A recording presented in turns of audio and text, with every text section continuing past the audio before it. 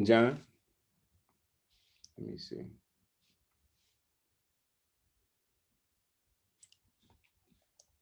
So I don't know if you can hear me. Oh, I think I put myself on mute by mistake. Okay. All right. So what I was going to say was, honestly, I haven't been, and I've been like that's purposely done because I feel like I wouldn't be able to manage it right now. So I literally haven't been using tech. Like even if you look at my social media and stuff right now, Yeah. you probably see no real activity Right. because I feel like I wouldn't be able to manage it, and I think one of the reasons is starting going back to school for my doctorates is just takes up a lot of time. Right. So I'm like, I can't try to add too much more on my plate. Yeah. I know it's there. I know it's accessible. Right. I can't do it right now. Yeah, 100%. And that's one of the things that I'm like looking at. That's why, because, as we all have different disciplines, what our focus is necessary for that one discipline. Right. Like, it's not necessary that we have to be scattered between a ton of different disciplines and be like, oh, I do this, I do that, I do this, I do that, I do this, I do that. It's like, this is my skill set that I enjoy, and I have garnered a ton of information in this arena, and I can have conversations outside of this arena to grow my insight about another arena that I can bring to my discipline. So I definitely hear you on, the significance of that. What within your doctorate are you focusing on? Right. So this is my second year right now. Okay. Into my doctorate. So my focus right now is like narrowing down the dissertation. Like, what is it that I want to focus on? And right now, that's going to be trauma, right? So how trauma affects people. But I'll even go a little bit further. Also, how trauma has affected African American, or as you would say, your indigenous people. Because trauma for us is a little bit different. And I say it's different because when you think about, slavery, one of the things that I've been, kind of like looking up, searching, doing some research on is, when slavery happened, let's just throw out there was a lot of trauma, right? Facts. But I think one of the issues is, was that trauma ever addressed? As African Americans, we literally have had to just kind of deal with it for so long. And one of the things, even about trauma, is when trauma is not addressed, you have all kind of, what do you call it? There are consequences, due to that. When you do not address something, it becomes worse. Like get a cold, or get, I hate to use it, but even if you have cancer, it goes from stage to stage until it gets to a stage where it can't. It's going to take your life. And I feel like over the course of time, trauma has not been addressed, especially by African Americans, but also by the people that have caused the trauma as well. They don't even acknowledge that, this happened. And that's why, to be honest, we are where we are right now in this world, because a lot of people want to act like this thing didn't happen. So when you have a lot of people.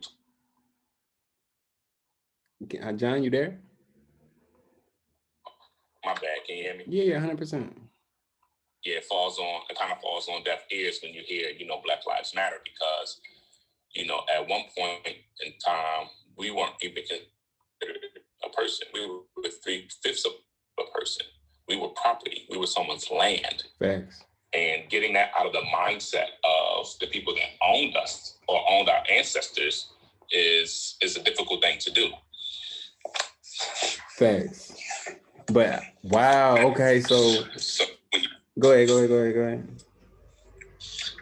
No, I was just going to say, so when you think about trauma, and it's so crazy because what we don't understand about how trauma works is, it is like, some people would love to say, oh, well, that was then, and that happened to our ancestors. But they lack the understanding of, trauma is passed down through generations. And some people would say, well, how? Right. So I'll give example, and I don't know if you remember this or had these conversations with my grandma, which is your grandma. Thanks. But she would say things to a certain extent. She'd be like, you need to be careful about these. What she called them? She would call them blue-eyed devils. Talking about Caucasian people, right?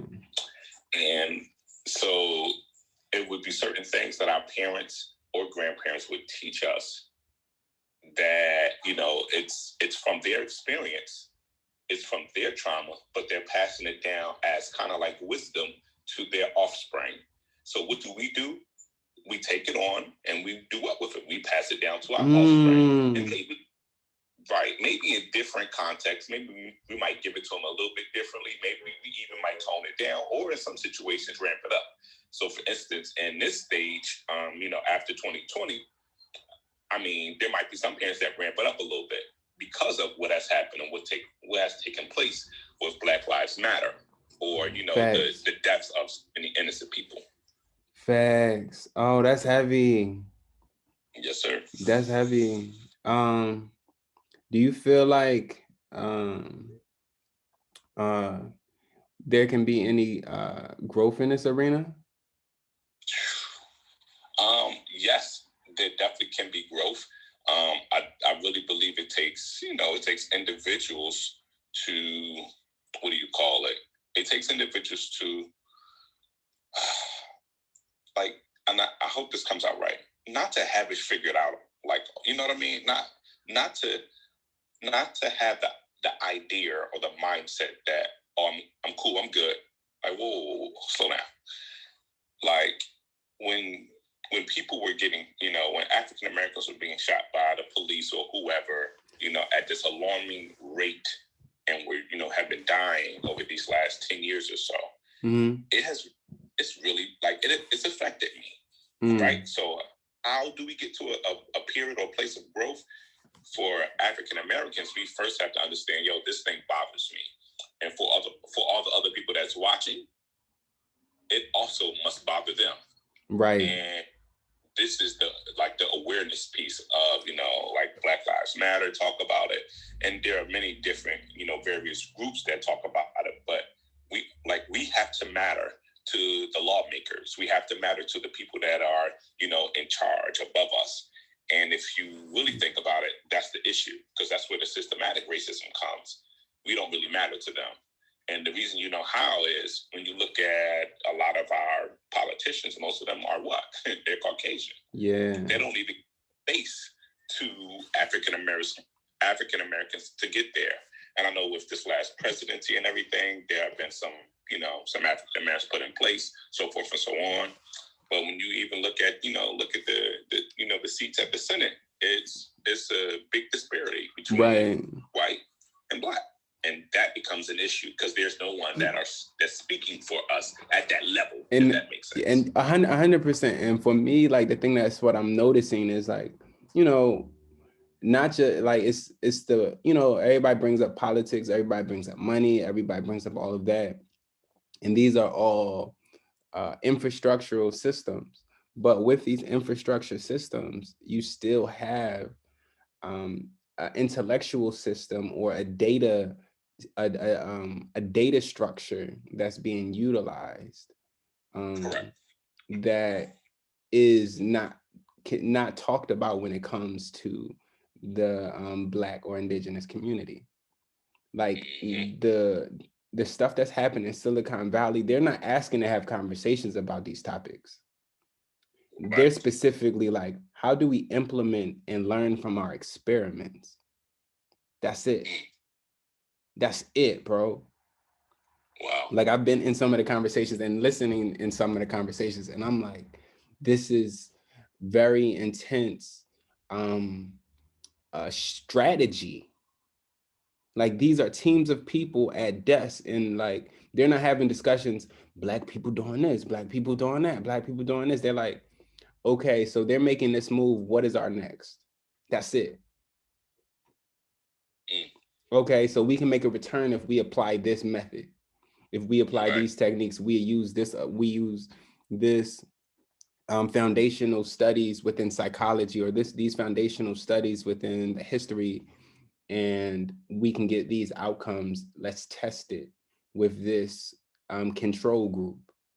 That's what's happening in Silicon Valley, and that's what's happening in other areas of the US and Europe.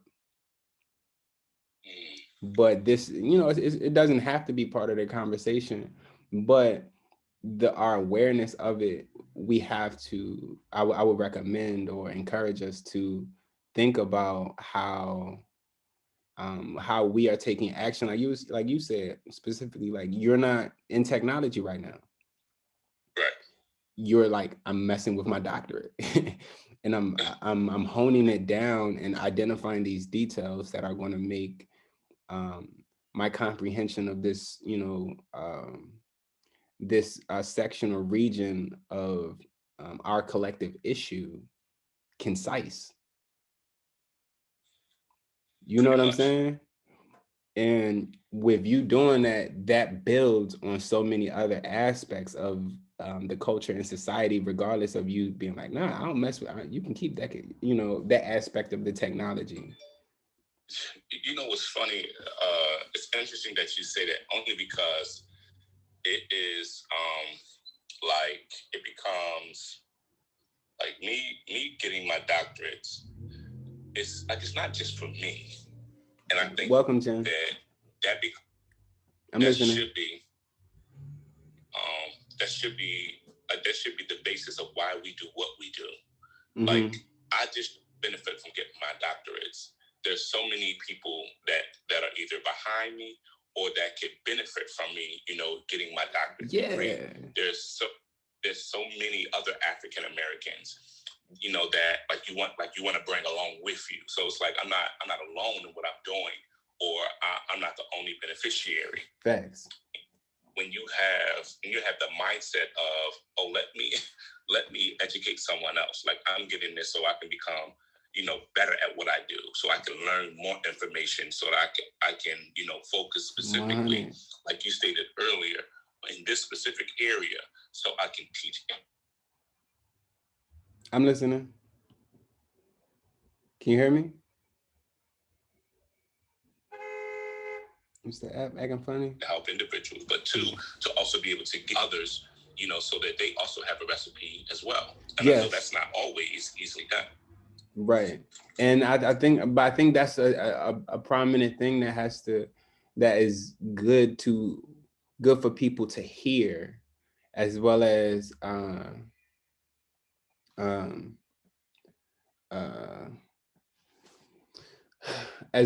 as well as know they can do, as well as that is being done. Because I feel like that is something that has been lacking, specifically, that we haven't been in a space where it's like, man, Black people ain't doing that.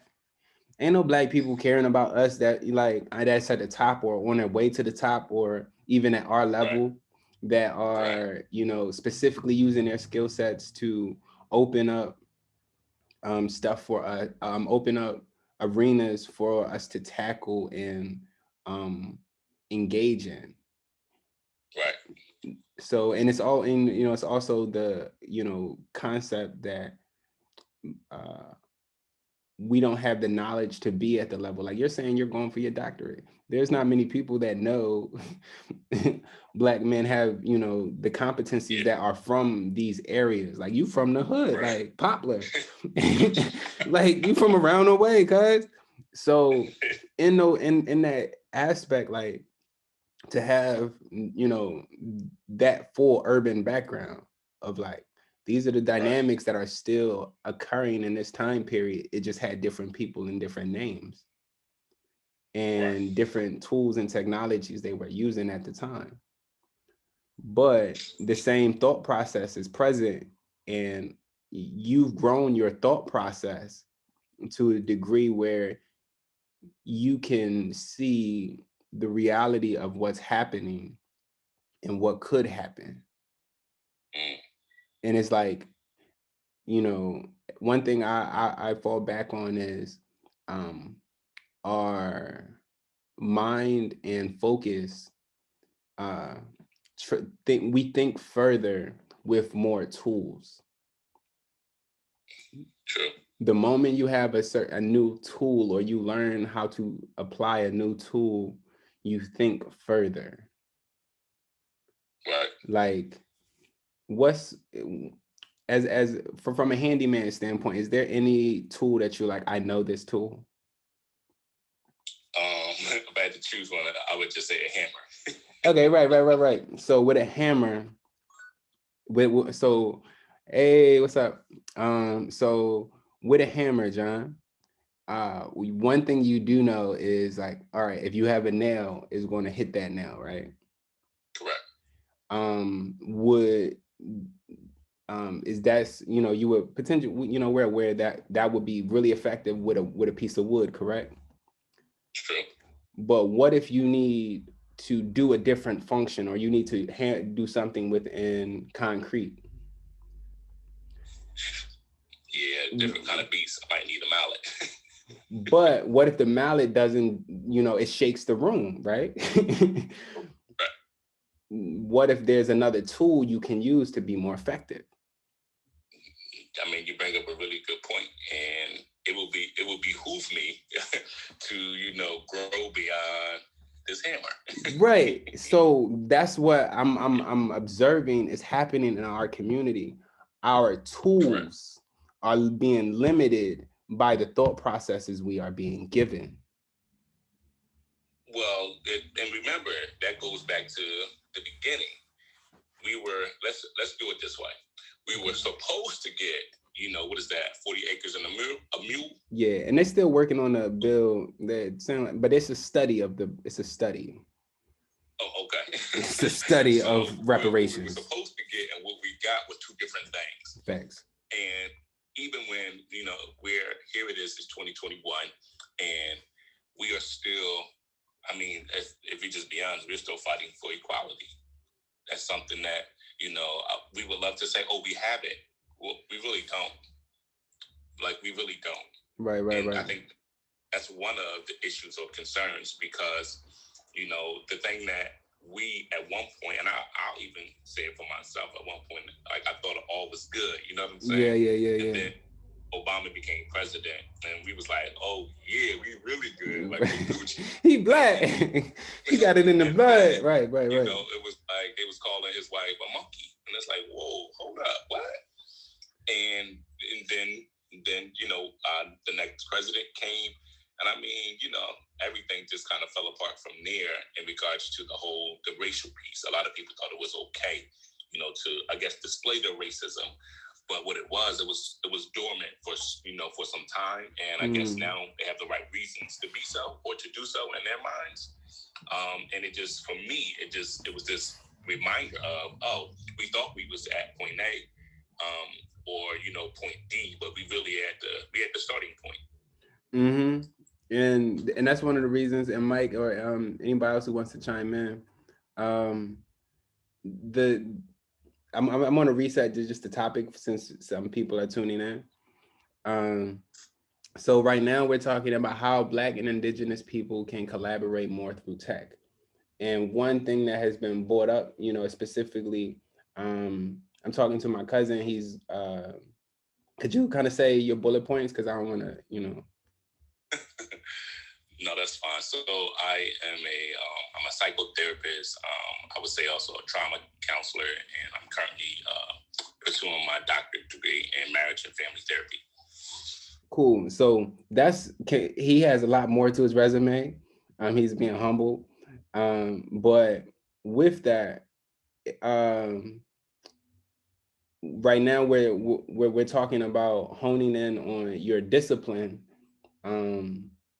because just refining your skill set, so when you actually output certain aspects of your information is concise and accurate. That's one way. Like, he's pulled away from tech because he's tapping into his doctorate at the moment. And that's one way that probably likely at a later note he can engage in technology more. And right now I'm just interested in what are some insights around how we are growing in this arena, whether it's like being active right now or later. So anybody can chime in on that. And John, you can continue on the point as well, because what I'm curious about is how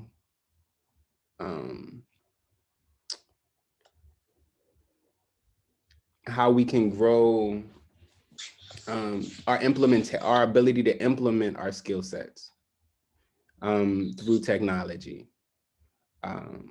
because you have a ton of insights that you've been garnering over the years that can be applied and kind of help us make headway for. There's different people I know who mess with code and development that could utilize your insights as a subject matter expert in those arenas, and you have a vested interest in the value and experience of the people, Right. So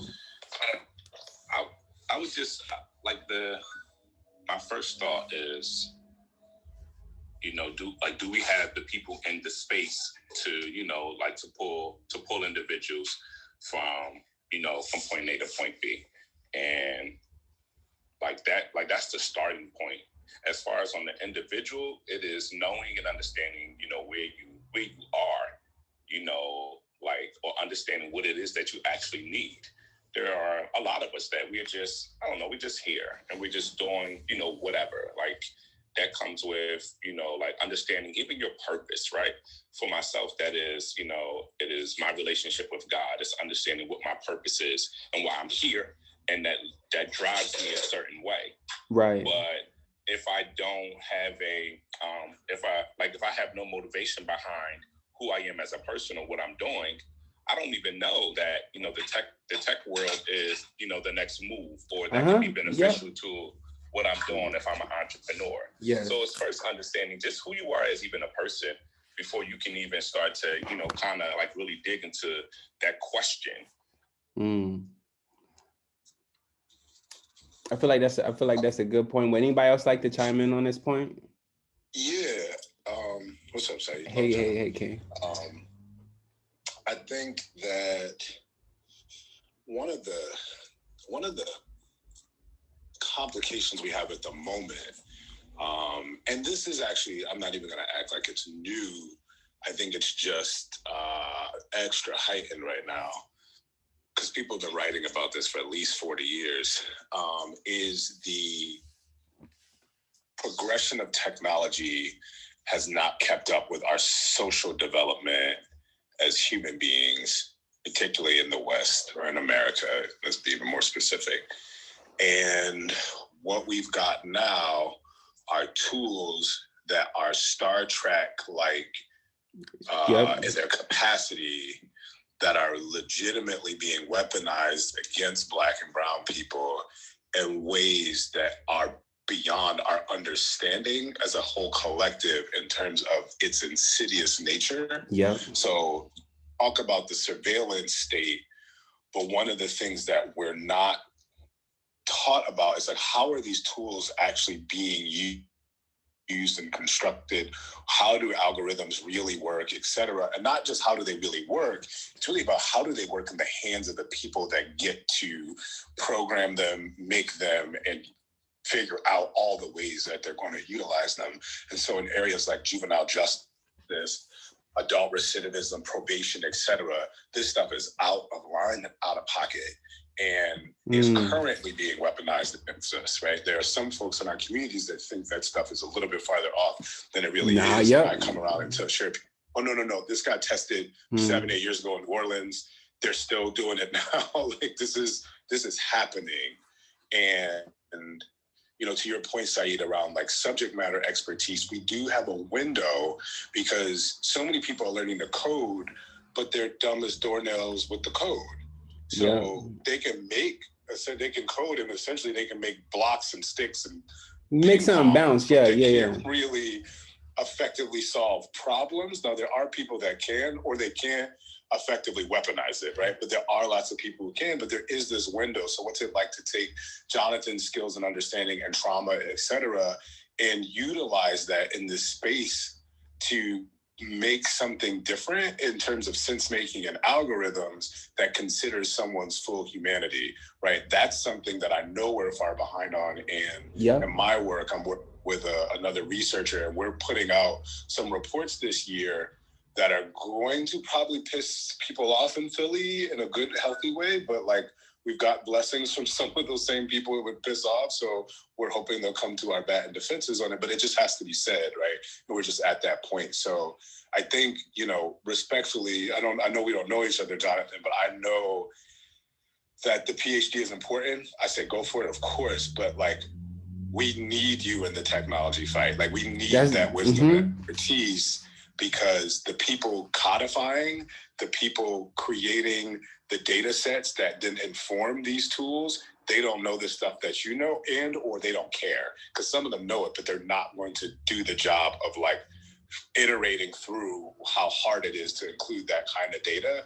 So they just won't do it. And then it just ends up being that our young Black people and brown folks are always attacked or weaponized, or excuse me, that if the tools are weaponized against them. But then, and here it's a self-perpetuating system and self-prophecy kind of based system, because what folks then go is, well, that's what the data says. And it's like, right, but for example, if we know white kids are using drugs at the same rate, but Black kids, but the only people getting introduced into the juvenile justice system for drugs are really Black kids, you know, it's like 5% or something is white. Like, it doesn't matter what the data says at that point. This whole damn thing is skewed, and everything you iterate from there is just skewed and fucked up. Right, and I feel like it's a lot of fallacies in the correlations that are being presented, and that's one of the reasons. Like, I again, like, just to reset the topic. Like, I'm engaging in establishing some of these conversations, because a lot of this stuff is algorithmic, as you bring up, Mike, specifically in the realm of the patterns being utilized to guide our thought processes. So they're using technology as triggers and influencers as leverage or capital to amplify a value for a specific behavior type. And just like you said, like, it's necessary, like we need Jonathan's insights in other arenas, whether in almost like a piecemeal portion, so you can focus on your other ventures, or, you know, as, you know, invest in an invested amount that receives the proper investment, because this is something that you're talking about, they're being used in certain insidious ways. Specifically, as I mentioned to Jonathan earlier, you know, within this app, this is $1 billion app. It's being valued at $1 billion app, and it's only been out since like December. And there's different cultural dynamics that are prominent in the sense of Black, you know, conversations are often popping, how do I put it? About we don't have enough to get into these arenas, and that's a self-defeating conversation, in contrast to, okay, we don't have this, like, you know, just a KWL chart. What do we know? What do we want to know? And what can we learn? Okay, now that I learned this, how can I implement this? Or can we bridge in horizontally and elevate our efforts to a massive, more influential impact? Like, if you get a bigger pie, you can cut a bigger slice, or you have more in that slice. And that's one thought process that is not part of our community. It's always crabs in a barrel, in contrast to horizontal and then vertical growth. Like, horizontal, as far as repetition is the father of learning. And as we repeat and refine experiments with each other on small micro scales and amplify that, we can make vertical growth that has solid foundations. Does that make sense? Anybody can chime in on that.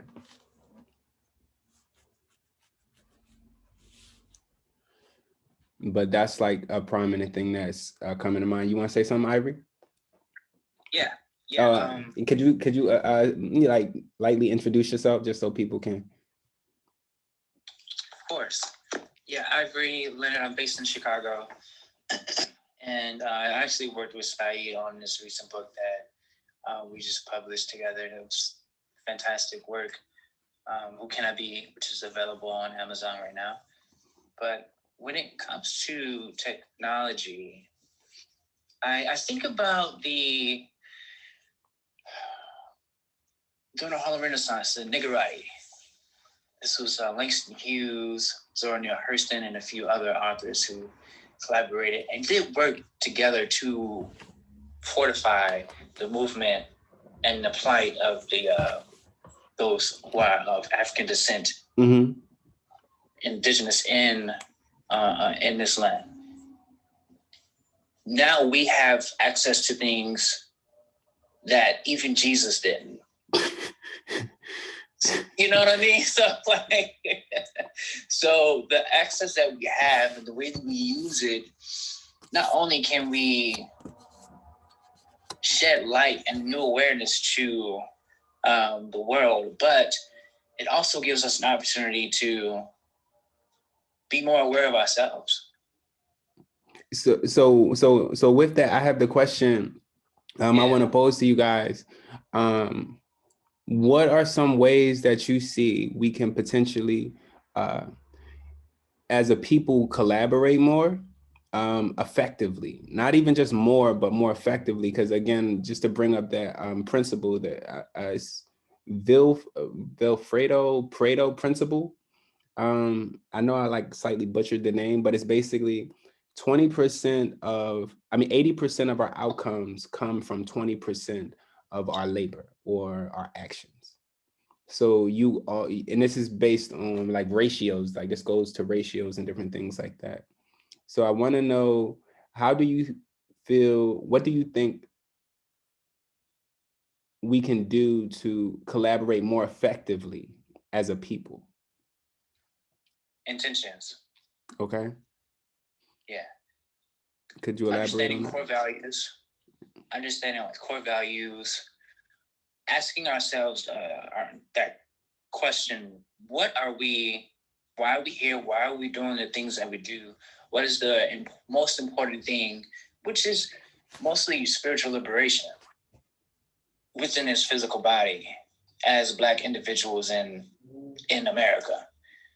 Liberation, the ability to be our authentic selves outside of the structures that have been placed. Okay, I hear that. John, I think, I love that. If we're clear, go ahead. I love that, King. I'm sorry for interrupting.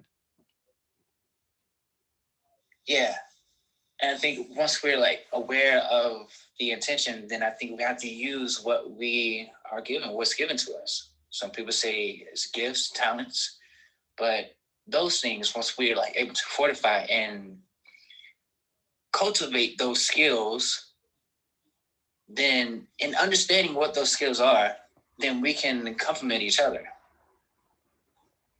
I hear that. And that is just by the movement that fortify the freedom that we seek, that we rightfully deserve.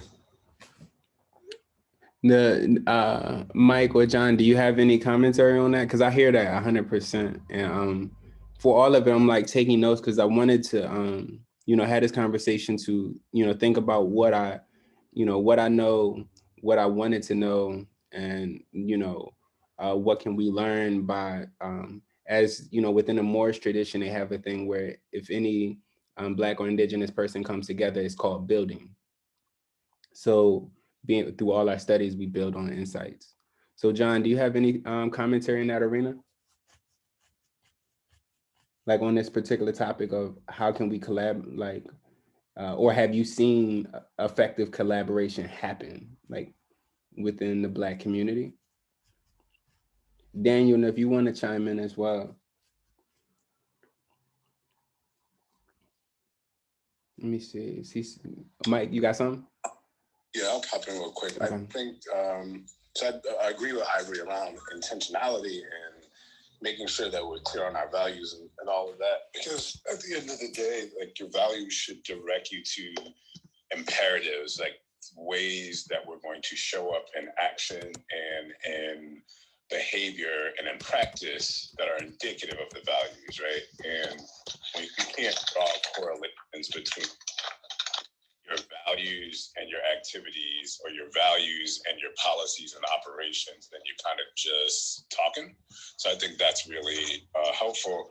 I think, you know, what it brought up for me too is a few other core areas that I think we're going to have to get really big on in collaborative space, particularly as we've seen what we've seen over the last 4 years, particularly can you move that, Daniel? Growing, exploded on, you know, the 6th in a very international and public way. International because of like just how prominent it was in the media space. Right. And, you know, one thing is that we're going to have to admit and be comfortable admitting at large that we don't know as much as we think we do. And that should not be a place of fear, but it should be a place to spur deeper and more interdisciplinary and cross-sector collaboration. Yeah. So that we can do better sense making and keep learning from each other. Like no one has it all, and what we think we know, we need to keep questioning and challenging.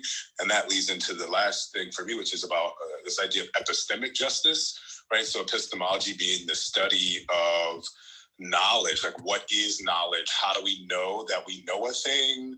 Who gets to say what data matters to back that thing up? Who gets to say what is data, or what data are, right? In that context, like that, all of that matters for us, particularly, you know, as the example I was using earlier with tech and juvenile justice and algorithms and probation and blah, blah, blah. There are just whole batches of data that are just left out on the side. And they say that data, you know, is not important. Right. We're not going to take that stuff in, or we're just not even going to consider it to even be data. It's just going to be what it is. So, you know, that is the space of, like, to me, 21st century justice work is in this epistemic space of, like, we've got to get to the core root of the fact that, like, dehumanization is the root of how America operates. And it that then turns, you know, to the, or like not turns, but it's iterative, that dehumanization produces racism, it produces sexism, it produces patriarchy, it produces ableism.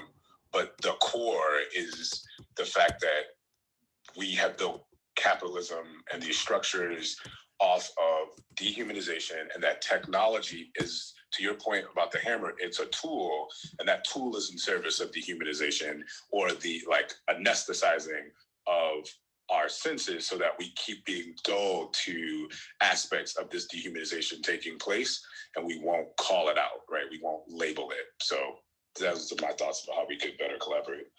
I love that, and I'm taking notes. And one thing that you just brought up that brings me to my, like, core focus in general is, what are some systems, like, you feel we internally have that are not based off of, or can have, that are not based off of the systems we're being given, or that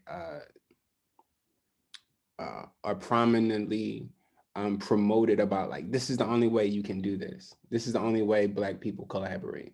This is the only way we excel. This is the only way we can exceed what is happening to us.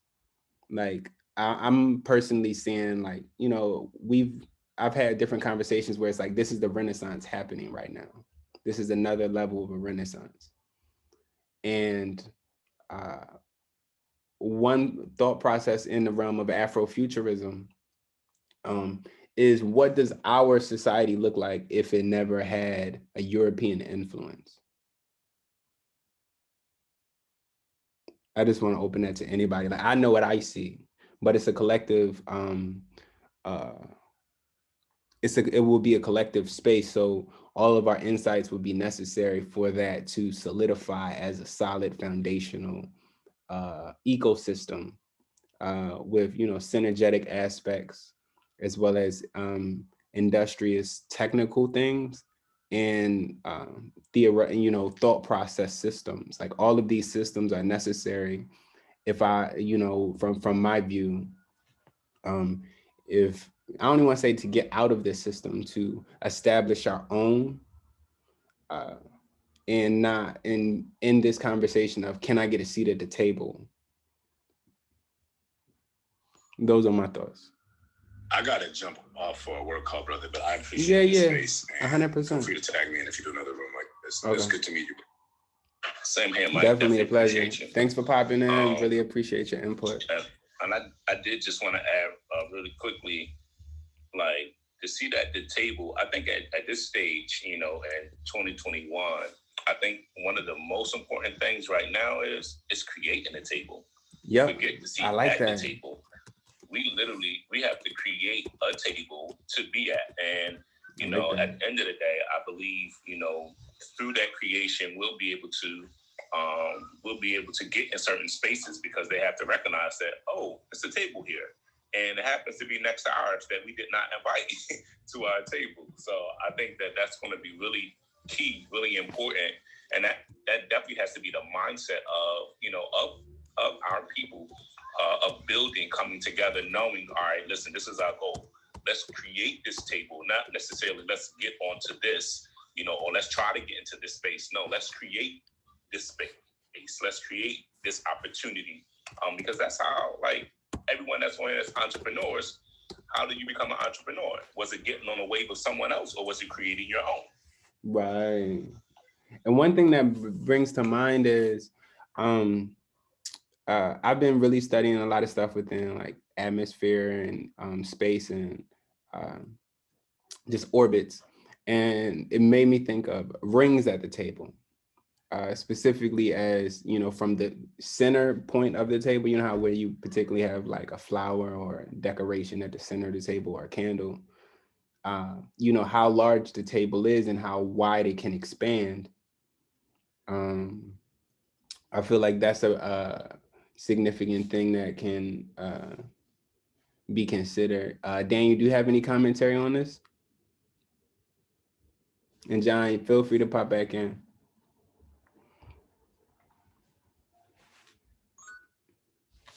Hey, Vic.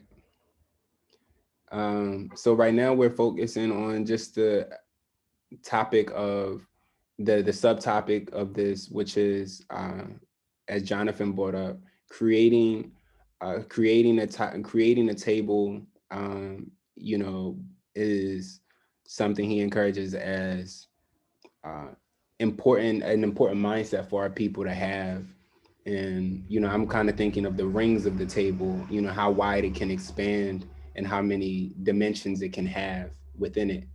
So Vic, if you want to chime in on this topic as well, it's open to that. Ivory, you got something to say? Oh yeah, definitely. When I think about history and where it came from, society, architecture, math, the sciences, astronomy, astrology, when I think about all of those things, I think about where it started from. And it started from us. That is the root. So when I think about the table is already created. I think it's a matter of remembering the table and then adding on to what the table are, what is already there. So we don't have to recreate something that has already been created. So from what that brings to mind is organizing the table, like kind of what the data we do have. I think remembering. Yeah. Reconnect. Yeah. So go ahead. And continuing that development that is already there outside of conditioning, because we're structured around patriarchy, white ideas, colonialism. So being aware of what those ideas are, what structures have been created from those ideas, because we live in England. Right. We live in England, in America, you know? Yeah. And go ahead. I agree. I love your idea.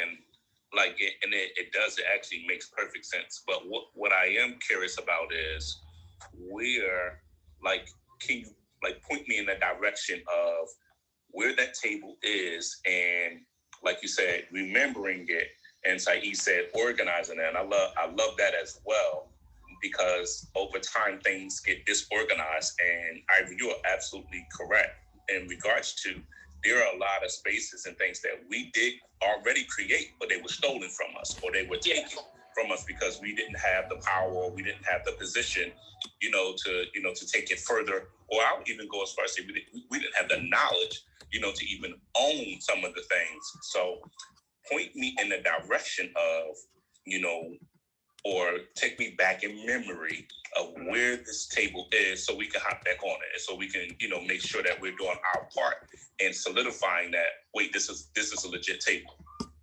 Yeah. Well, it's already there. It's already there, and it's beyond all of the ideas that we are influenced to. All of the ideas that we have been shaped to be what we are today.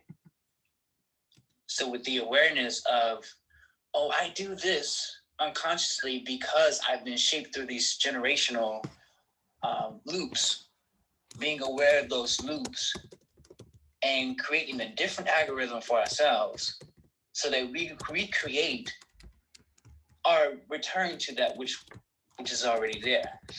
And I think the returning is in doing that self-work, that self-connection, that connecting to our ancestors, connecting to our authentic self beyond the social conditioning. And there was another question that you asked. Do you mind reiterating that question?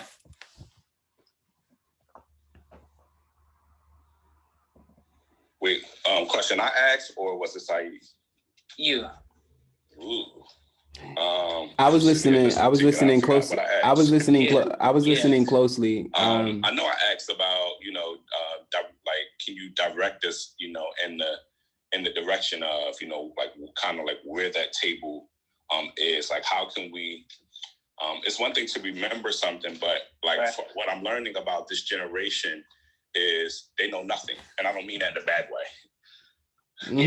There's a lot of like, let's use it or say it this way. There is so many things that I've learned over the course of this last year that I have never learned before, especially when it comes to my history, my ancestry, African American, so forth and so on. And it could be, for instance, it's not taught in schools. Maybe I didn't have an understanding or knowledge behind it, or certain things wasn't taught to me as a child. And I'm learning for the first time within the last year. And it's like, oh my gosh, like, this is an issue, this is a problem. So when I say direct me, I want to know, when I turn around to remember something, it's like, well, wait, what am I looking for again? Yeah, I think the question is like, what are you calling me to remember? What are you? A specific place to go to say, oh, well, this is what it is. And this was the foundation of the table. So, all right, let me go back and let me pull from that and, make the table even better, because I believe that's my understanding of what you're saying. Like, don't forget the table that was already there. Yeah. We don't necessarily have to create a new one. Yeah. With what we have access to now, with technology, with these new algorithms, portals, that gives us opportunities to remember not only history in Americas, but also history from that which came before America. Because when we think about it, human civilization is on about 300,000 years old. And we shaped ideas, we shaped government around ideas. And these ideas are just ideas. That doesn't make it the right way or the wrong way. It's just an idea.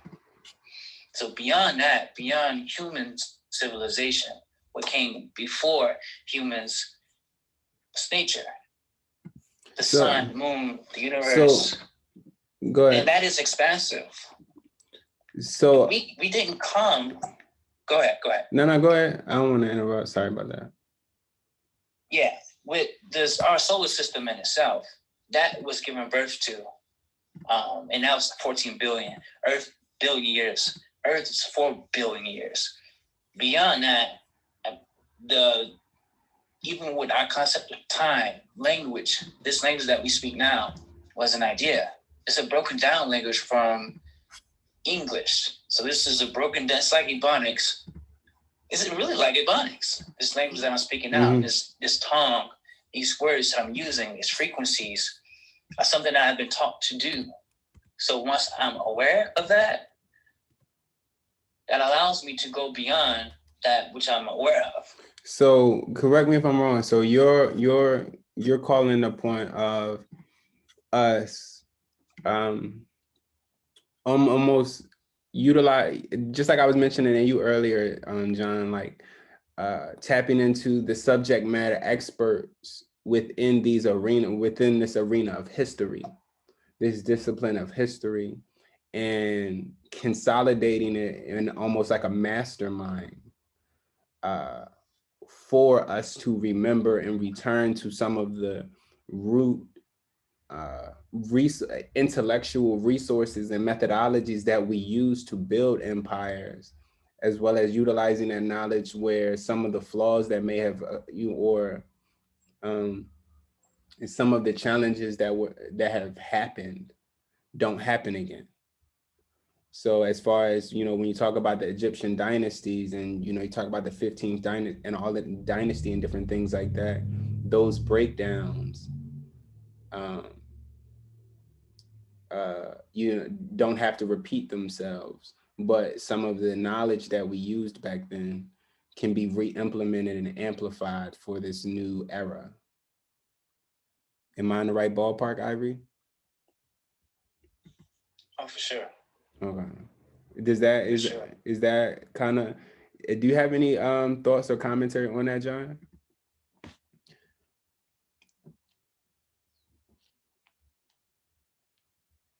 No, I agree, like totally wholeheartedly.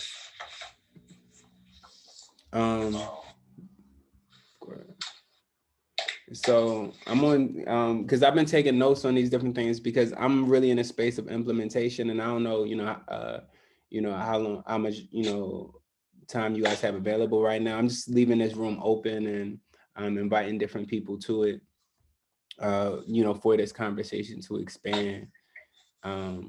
But what I'm also curious about, especially from you, John, is what would you say the best, from how you receive information and how you receive information from an academic standpoint, to apply it or implement your knowledge? What are some of the best practices for communities to the Black community to consider?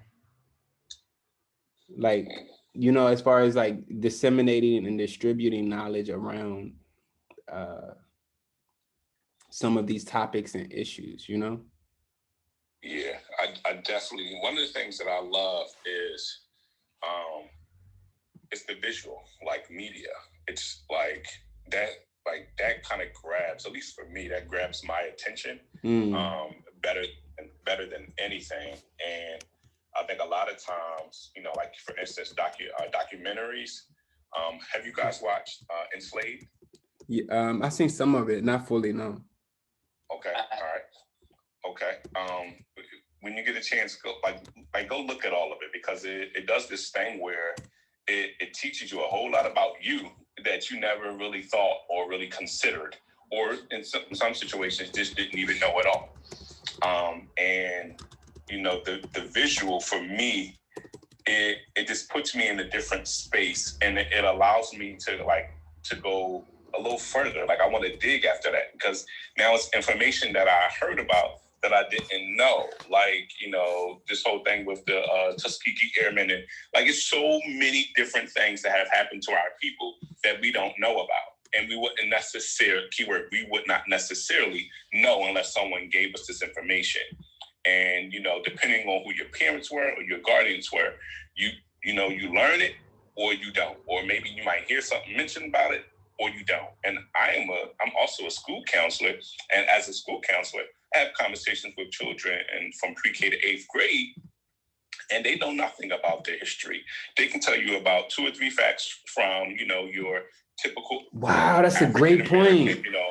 Martin Luther King, or, your Rosa Parks, but did anybody know that Rosa Parks was a whole rebel well before she ever sat on the bus?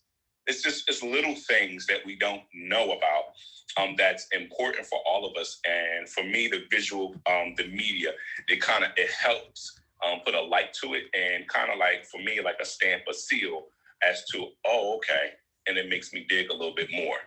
You bring to mind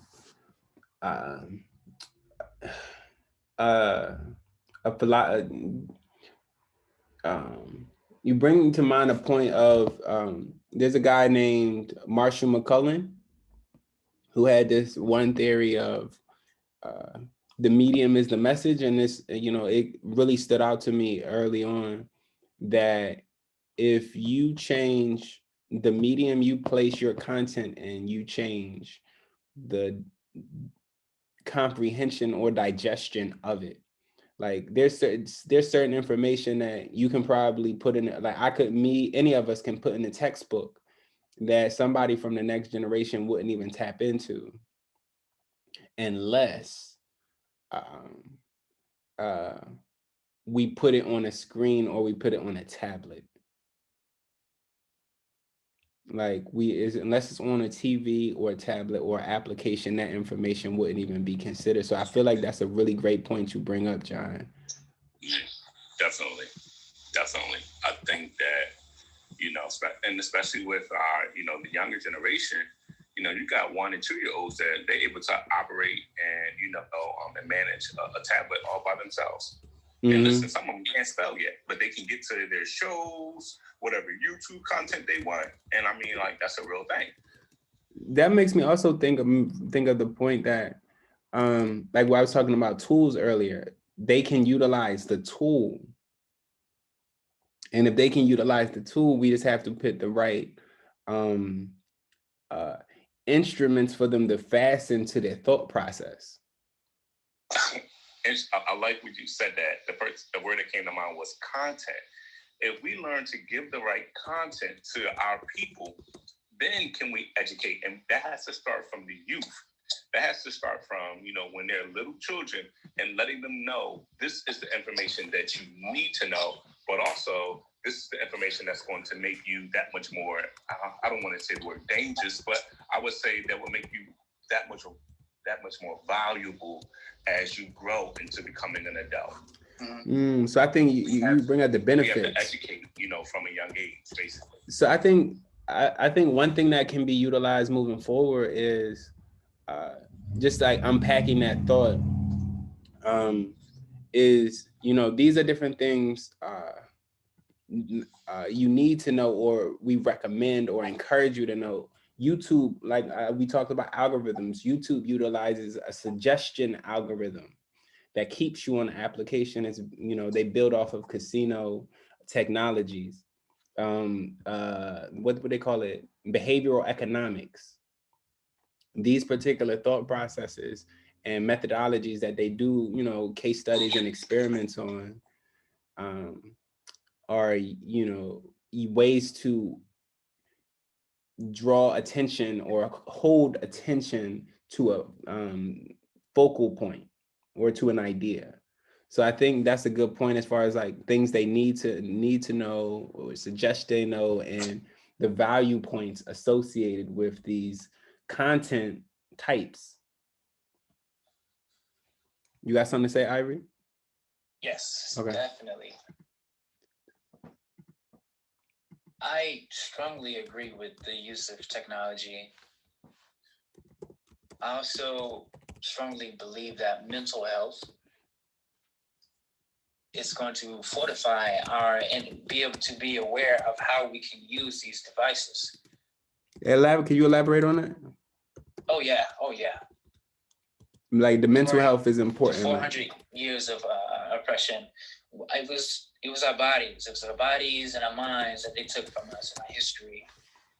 And then it evolved into mass incarceration and these different structures, Jim Crow laws, Black codes, all those other mechanisms, so that we don't have an understanding of what we are. But our mental health is our freedom, because that is not only, because when we were conditioned during slavery, we were conditioned to just work, to be in our masculine energy, so to speak. But now, since the structures have shifted, they even use the devices through technology to keep us enslaved, because the media is also controlled by white ideas, capitalism, patriarchy, and they use these devices to keep us as cheap.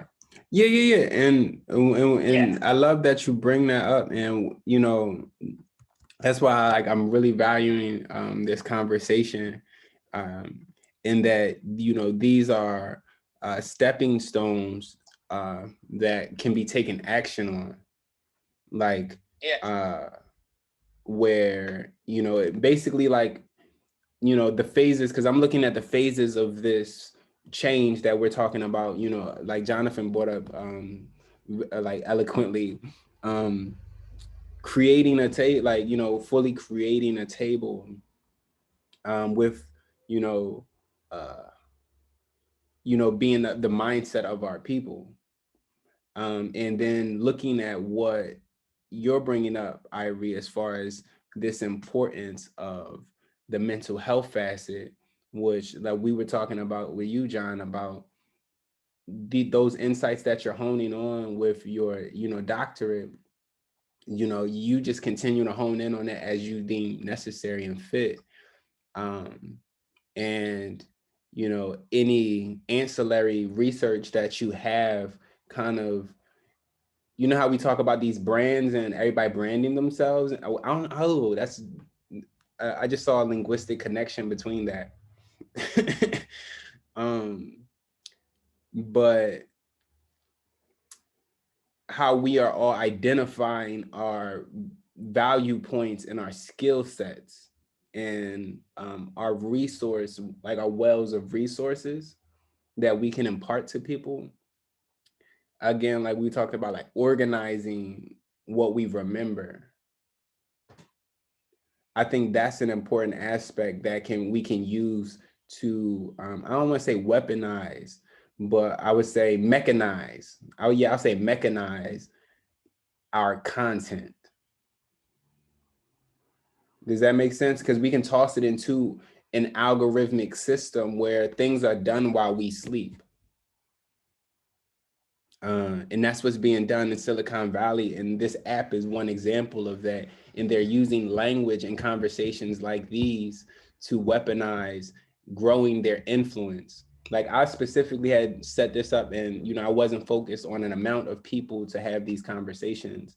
It was more of the quality of the people in these conversations, where it's under the radar of the application, but utilizing some of the tools where we can have a solid conversation about the topic, and other people can, you know, again, we can kind of see what we know, what we want to know, and what we're learning in this to implement these new cross-disciplinary insights.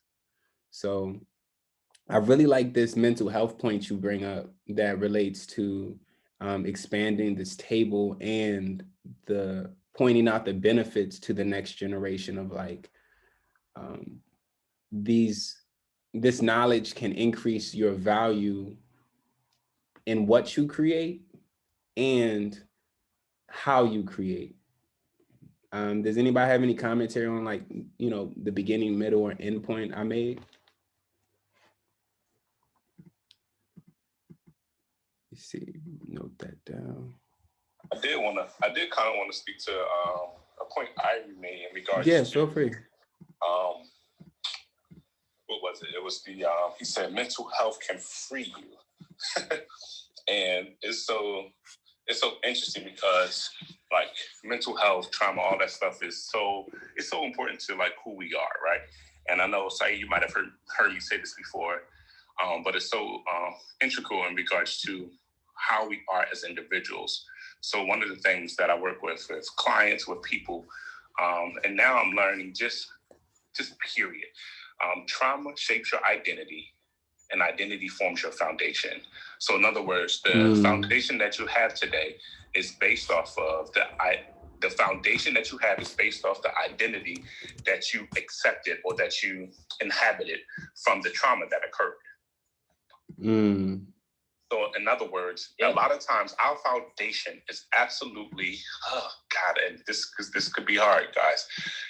It's false, or sometimes it's a facade, or it's not sturdy. The foundations that we built was based off of the identity that we learned from the trauma that occurred. And that means the identity now is in question because the trauma, what it did was it made you put up a wall to what had happened to you, and what we do as far as the foundation is concerned. We don't want to ever experience those feelings again, those emotions, or this pain or this hurt. So we build walls around those specific things so we never have to deal with them again. And again, this is all normal. And a lot of us on a daily basis, we operate based off of just that. Trauma shapes your identity and forms your foundation. And when I sit down with people, I tell them, very likely, am I actually talking to John Doe? I'm actually have to deal with the foundation that you built in order to keep you safe. In essence, we are literally at some point in time, we're just surviving. We're just here. But because a lot of us don't even understand that, wait, because this happened, this is how I think. This is who I believe that I am, right? That's the identity piece. And then because this is how I think and this is how I believe that I am, now I'm going to build this foundation that's going to what? Support it. Wow. That was valuable. Sure. Wow. I'd love to share as well, because I've been doing my own personal work with trauma and what trauma does. You lose your sense of your authentic self due to traumatic experiences. And by not dealing with those experiences and having the courage to sit with yourself, you are not of value to not only yourself, but the community. So true. So through doing the work, you also learn skills to be able to deal with those experiences, their breath work, boundaries, directness, those skills that we were not equipped with from generations of being in this land, on this land. Good stuff. During this experience. So it does create a false reality. And we continue to pass that on. Bingo. And we won't be able to actually access that which we truly are. My goodness. I agree. You have struck gold, my good brother. And there lies a lot of our issue with the majority of our African American brothers and sisters. It is a difficult thing when you have ancestors that have been, remember, their identity is based off the trauma that they experienced, so they built foundations in order literally to keep them alive. And they pass that on from generation to generation. I think that's... My grandma talked about walking, miles with a pail of water on her head.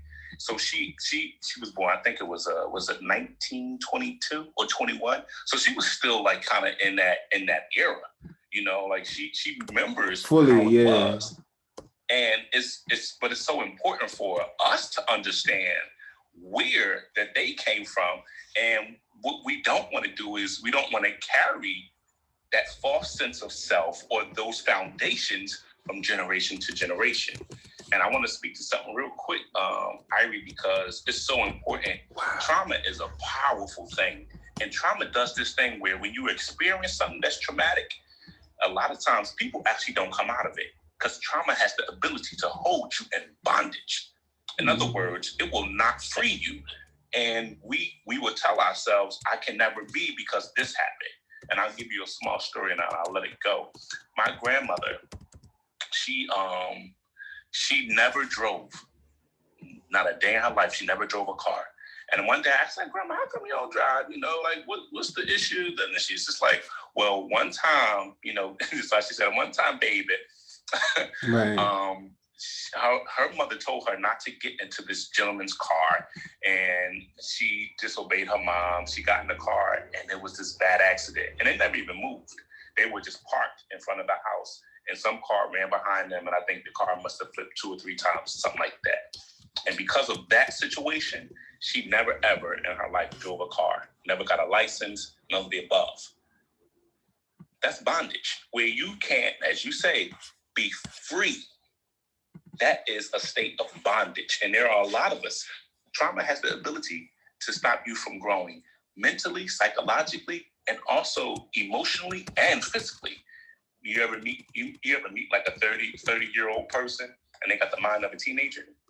There's trauma somewhere linked to that. And I'm gonna be quiet on that end. Yeah. Wow. No, that's real. That's absolutely real. But you do remain the age at when that trauma happened.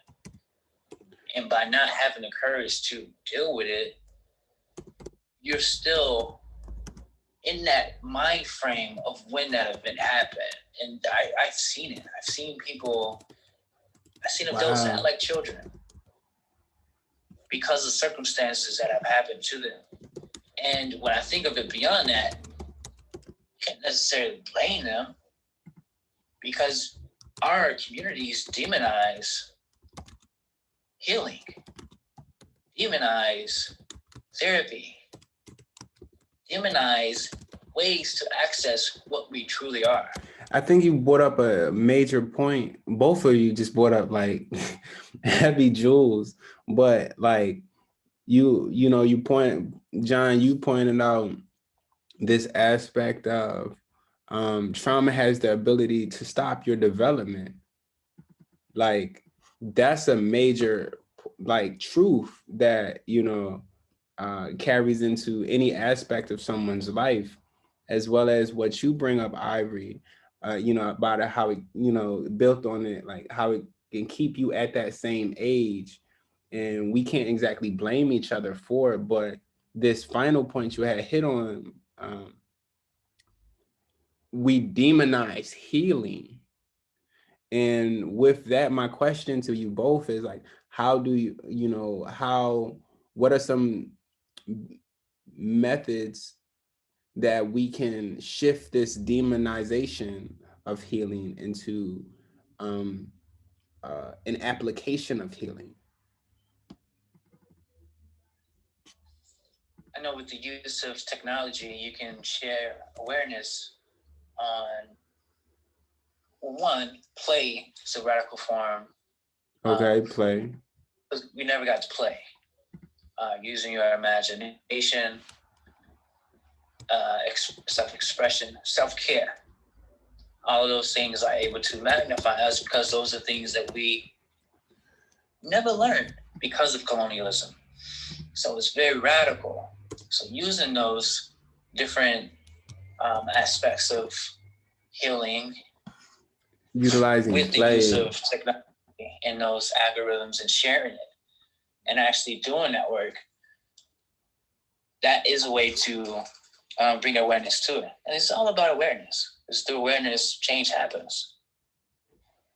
So once we're aware of like, what are those tools to keep us connected and grounded with what we are beyond social conditioning. Sharing it. Yeah, I mean that's well said, and I feel like that is what do you call it? It's not the word I want to use. Not necessarily that's the easy way in, but I feel like that's the safest way in. So could you unpack that like a lot, like in a sense? So I say that because, as African Americans, one of the things, that we're stuff on, like we're really, we're hard on, and Ivy said it, we demonize, basically anything that has to do with health. It's just like, that's the devil. It's just like, wait, so because I want to better myself, that's a concern, that's an issue.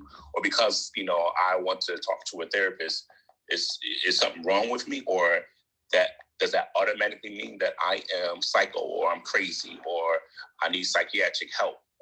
There's such a difference between psychology and psychiatry. There's such a difference of a counselor versus, someone that prescribes you medicine. But as African Americans, when we're not educated, we just go ahead and put it all in one category. That's all the same to me.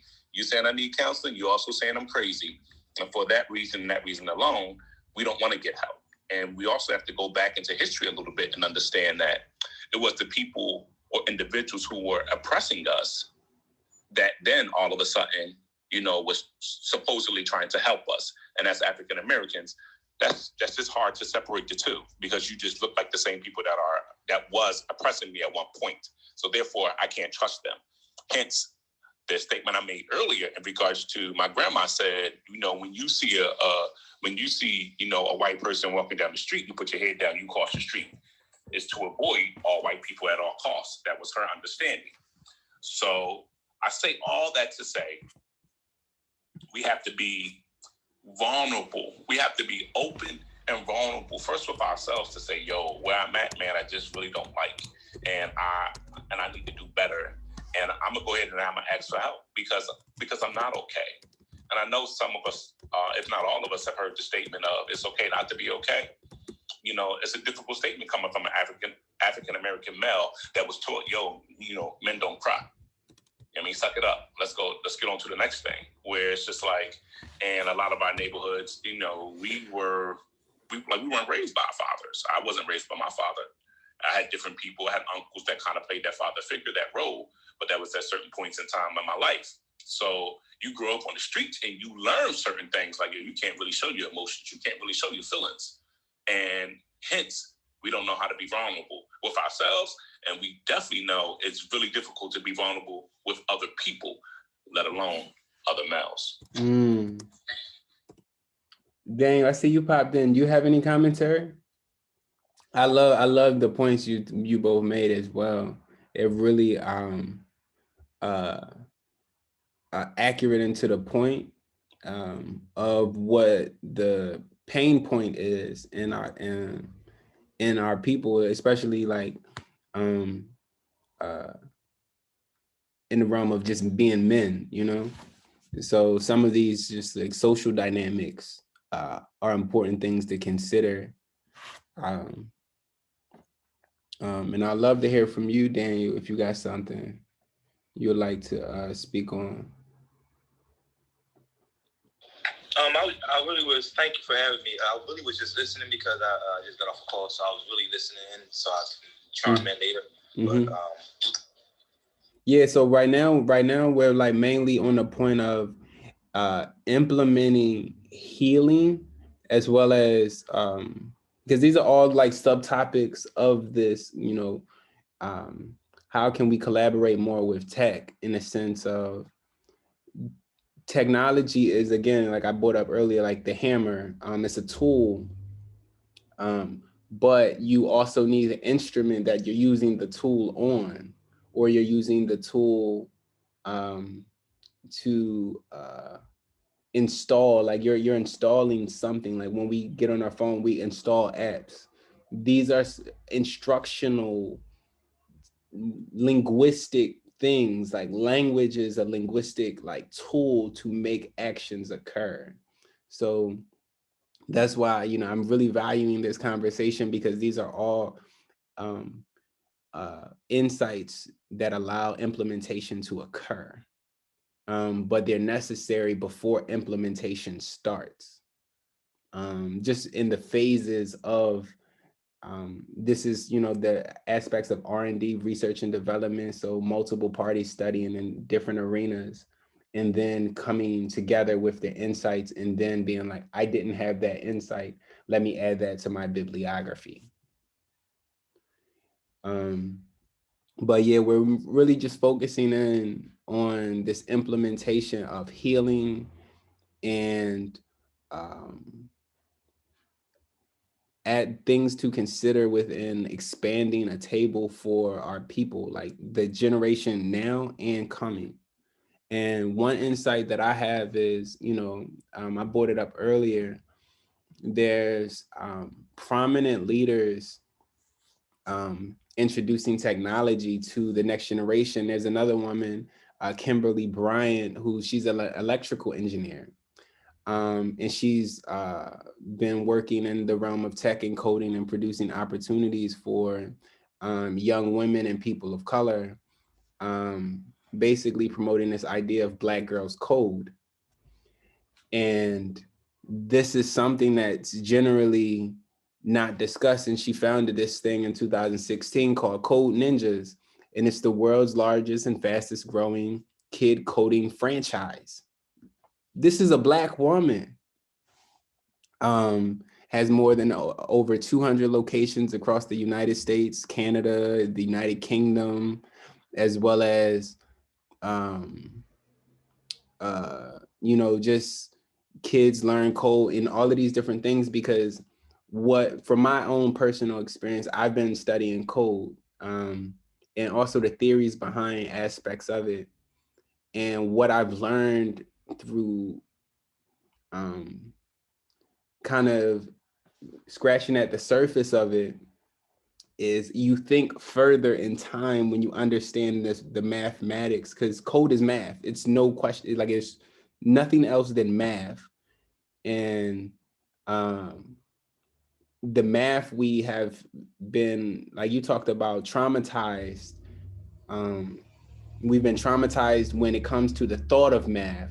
So we stay in a particular loop that doesn't allow us to do anything in the realm of mathematics. But mathematics is the conversation that computers use. And computers think ahead. And they're using algorithms, they call it deep learning algorithms, but it's basically like sorting through data and saying this is the best option out of 200 by using this is a, you know, side note and slightly technical. Let me know if it's like, you know, slightly too deep. But they utilize in algorithms one that we all know or have heard about, which is an inequality, and that's a true, false, or equal to. They utilize that equation with lines of code, which is basically any true or false equation that has a word in it. Like, is Jonathan a doctoral candidate? Yes. If he is a doctoral candidate, send him this advertisement about being in this class or this course that costs this much. And they're monetizing these true or false statements about our people. So I'm bringing that up just because, you know, all of these different topics are sub aspects that we can plug into some of these systems we can establish over time. But these insights are important to be infused into the distribution of this type of valuable information or methodologies. Like you talked about, there's a ton of kids that don't, or children that don't have knowledge that we have. Just because we've been able to have afforded certain experiences, they haven't been afforded. And it's not that they can't comprehend it, they just haven't had access. So that's kind of just a, you know, resetting of the topic. But yeah, Dan, I would love to hear something in the realm of your thoughts around anything you've seen effective in communication between Black or just quote unquote indigenous people. Like, have you seen any effective ways we can communicate with each other?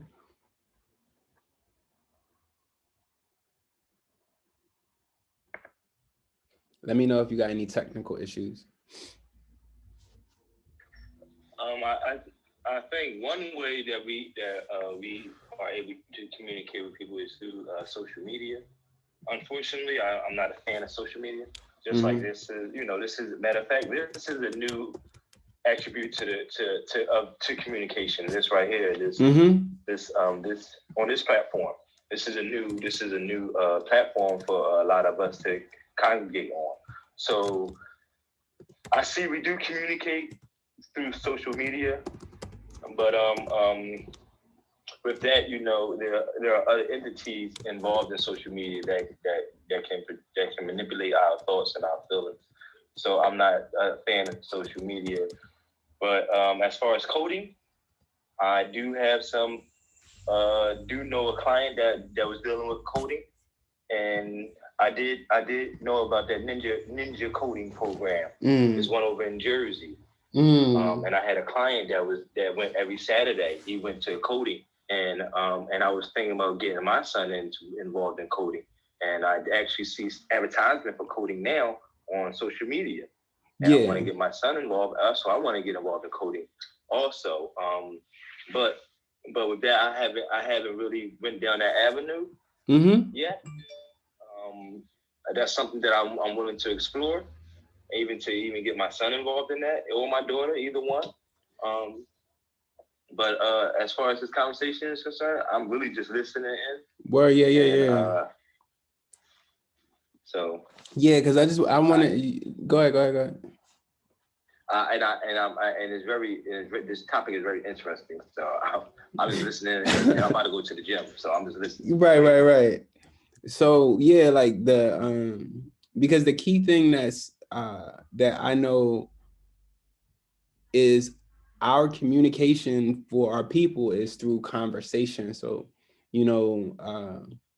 I wanted to share this share this conversation publicly with people, so we can begin to literally just shift some of these things that we're bringing up as challenges. Like when like I was talking about the deep learning algorithm, computers don't harp over this was wrong. Computers process, this didn't work, what's another way? And we've been given an algorithm, they call it a loop algorithm. When you go into like a Silicon Valley course, they break down complex things into simple graphs where each point or dot represents a thing called a node, which is a point that is connected to more points. And it's based off of if you just think of a tree, specifically, or toothpicks and I don't know if any of you guys have had what do you call them? Grape tomatoes. I think all of you guys have seen or had a grape tomato or tomato grapes. I forgot the structure. But basically, if you connect 3 of those in 3 lines, that's how math and trees and these coding algorithms look when you get into the high level breakdowns of it. Like they package complex things into a simple point, but that simple point has that same branch structure of a source and then children, which are the 2 side, if you have any triangle, the 2 side points are known as children. And they're connected by branches. And this is coding, this is all mathematics. So what gives you 4, you break that down into 2 and 2. And then they continue that, but for big numbers. So if it was, but I'm saying that to say, I'm really interested in like this point that Daniel, you brought up about just getting your children into coding and tapping into that, because it's not as complex as we've been taught. And it speaks to what Jonathan and Ivory brought up of this trauma. We've been set in this trauma loop that is keeping us from being effective and keeping us at an age that's being kind of mechanized against us. And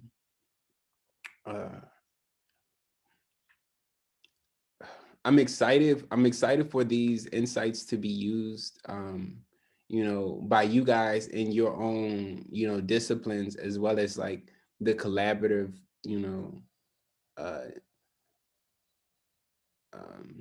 bridges these can form, So I would love to hear, any more thoughts on this, because I don't want to keep you guys too long, but I just wanted to establish this. And I just wanted to establish this, and we can build on this conversation potentially another week.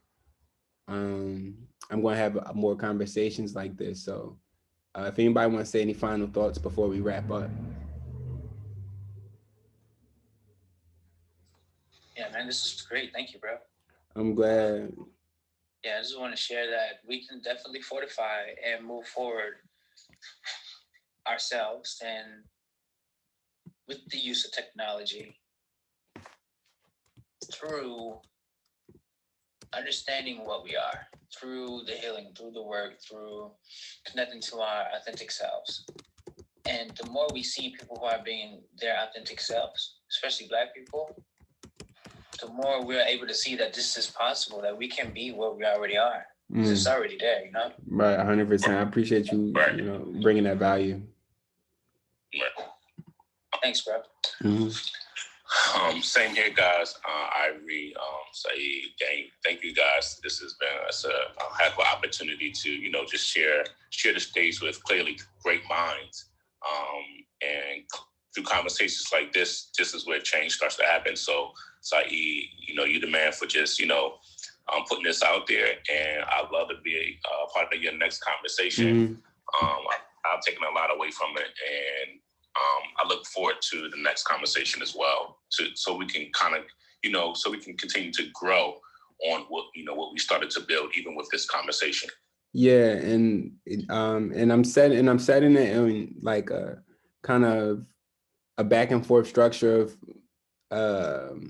a weekend, like likely Sundays around like 12, and potentially Tuesdays and Thursdays around like 6 or 7, just to, you know, allow people to come in and chime in on particular topics, as well as connect. And you know, with this, I believe they allow people to follow each other through clicking on people's images in their bio.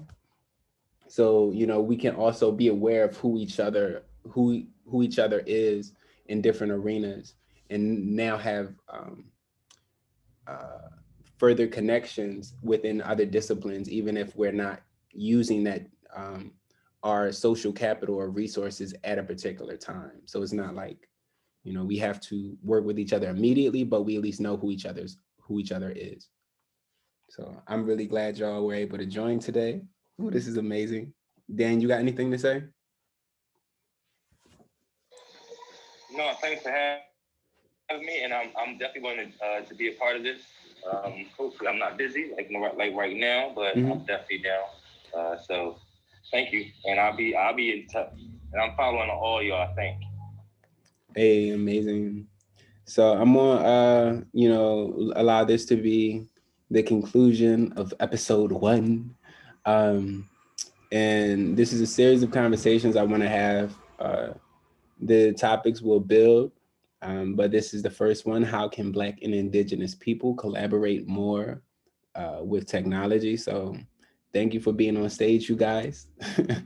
And I look forward to seeing you at the next conversation. All right, guys, have a good one. All right, Dane. All right, y'all, take it easy. All right, y'all, have a great one.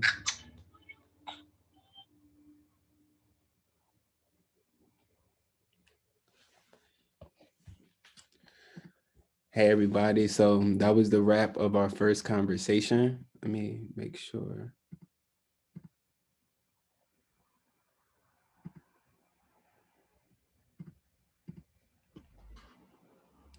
Let me see. I don't believe I'm sharing the screen. So that was the wrap of our first conversation. And what we discussed was, how can Black and Indigenous people collaborate more through technology? So we had this conversation featuring Michael O'Brien,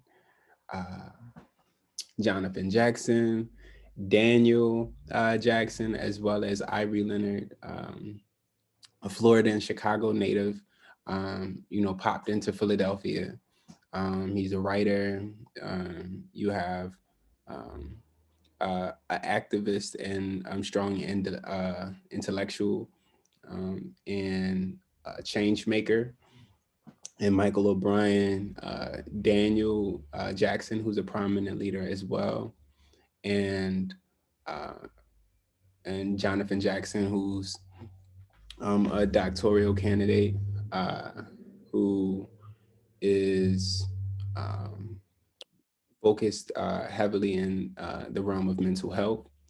And we just had a discussion around the subtopics in relation to collaboration within the Indigenous community.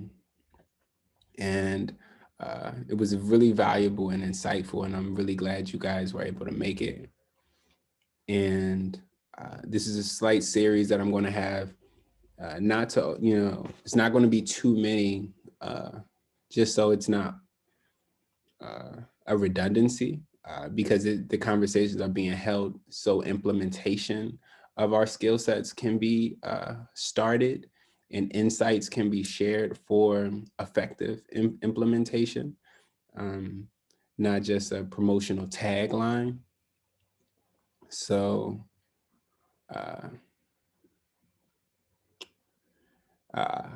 if you're watching this, I'm looking forward to you joining our next conversation. And until then, peace, peace.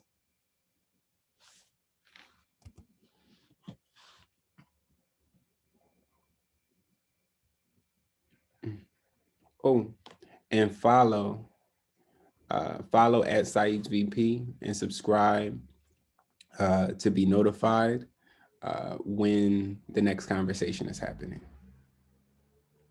Talk to you soon.